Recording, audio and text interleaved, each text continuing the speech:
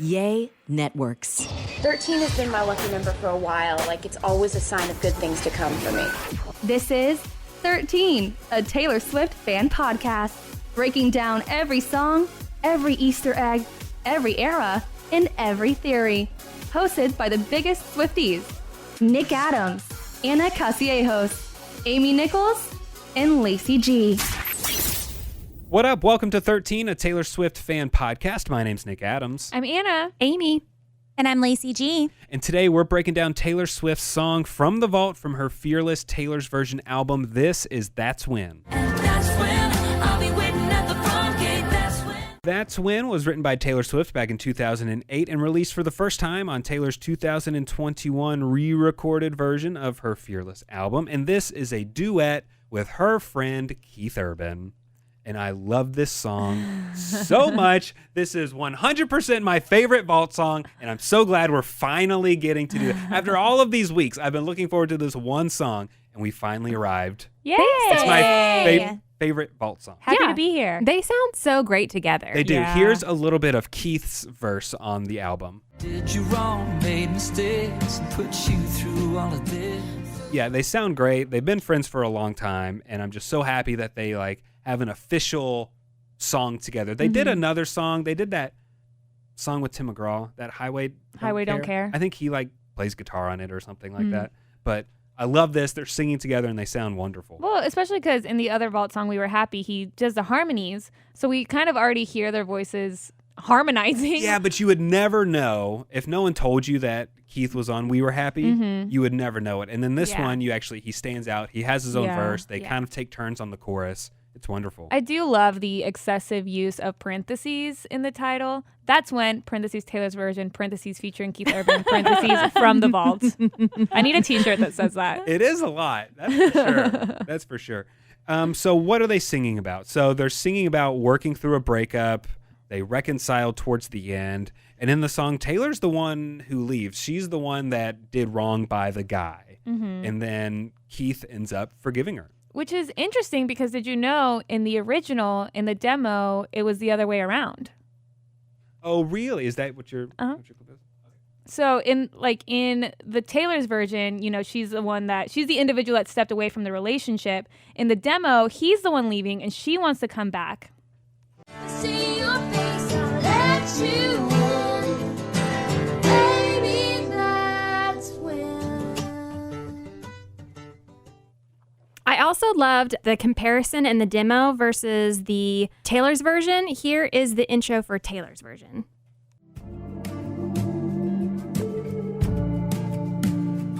It's a slowed down, softer sound, and then in the demo, there's a really good guitar picking.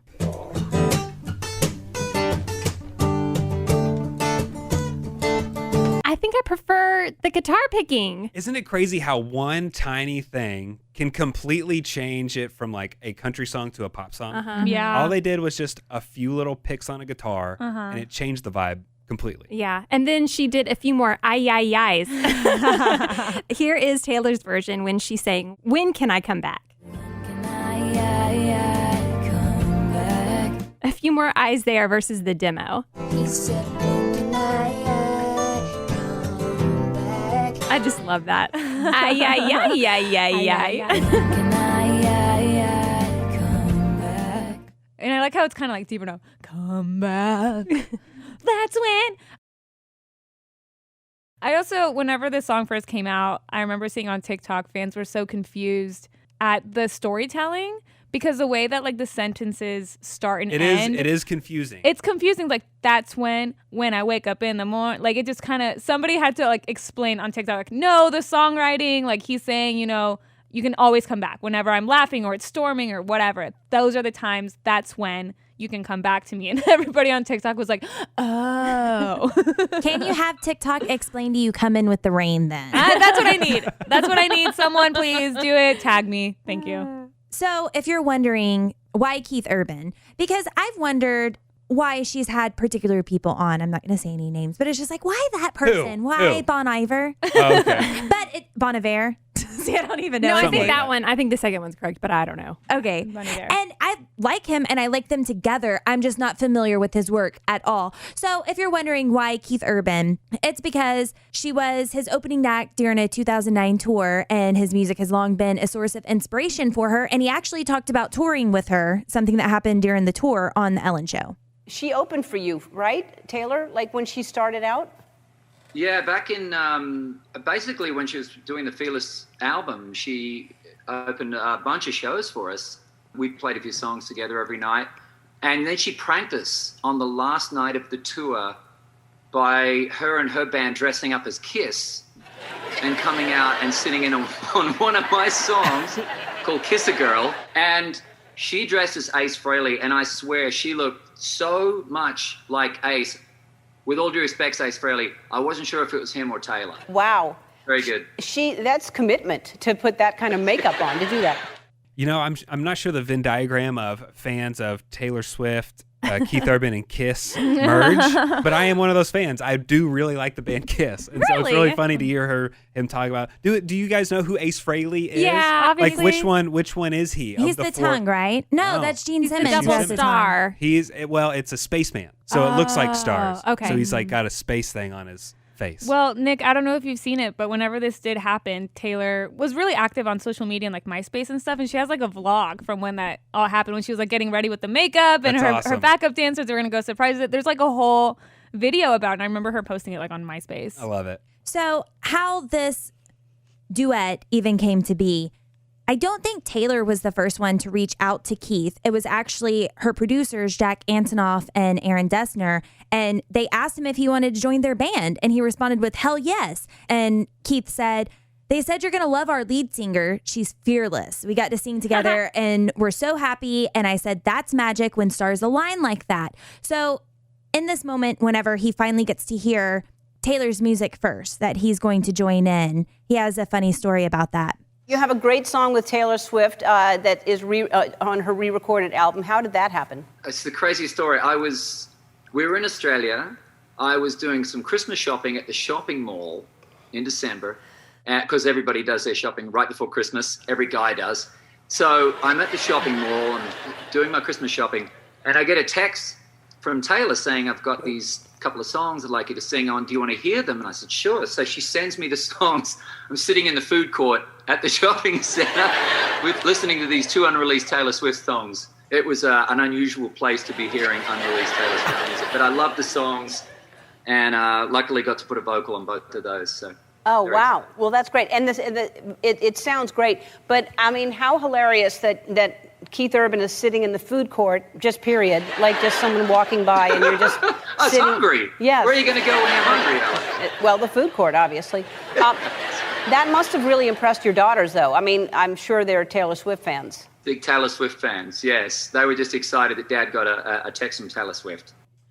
I would love to know what Keith Urban got at the food court. Like, was he like feeling Panda Express that day? Sbarro. Sbarro, Chipotle. Do they have Chick-fil-A in Australia? That's usually a big staple at a food court. Could you imagine somebody saying Chick-fil-A in an Australian accent? That'd be pretty good. Chick-fil-A? That was really good. Excellent. Oh, thanks. Yeah. That was really good. Now, do you hear, not Keith Urban, who's Luke that? Bryan. Luke Bryan. Hey, y'all, it's Luke Bryan. but say Chick-fil-A. Chick-fil-A. I went over and had me some Chick-fil-A. So now do Luke Bryan with an Australian accent going to Chick-fil-A. This is my friend Keith Urban. He went over and he said, do you want some Chick-fil-A? Mate? That was a nice attempt. Okay, I tried. That was really good. So I have to wonder, why do I love this song so much? What is it? There has to be something deeper than just the words. It has to be something more specific. And then someone on TikTok, of all places, that's where pretty much all my news and everything I see comes from TikTok. And entertainment. Love it. Someone said this song has the same beats per minute and is in the same vocal key as one of my other favorite Taylor Swift songs, August. Oh. And so they mashed up August with That's When, and here it is. So that's August playing over the music from That's When.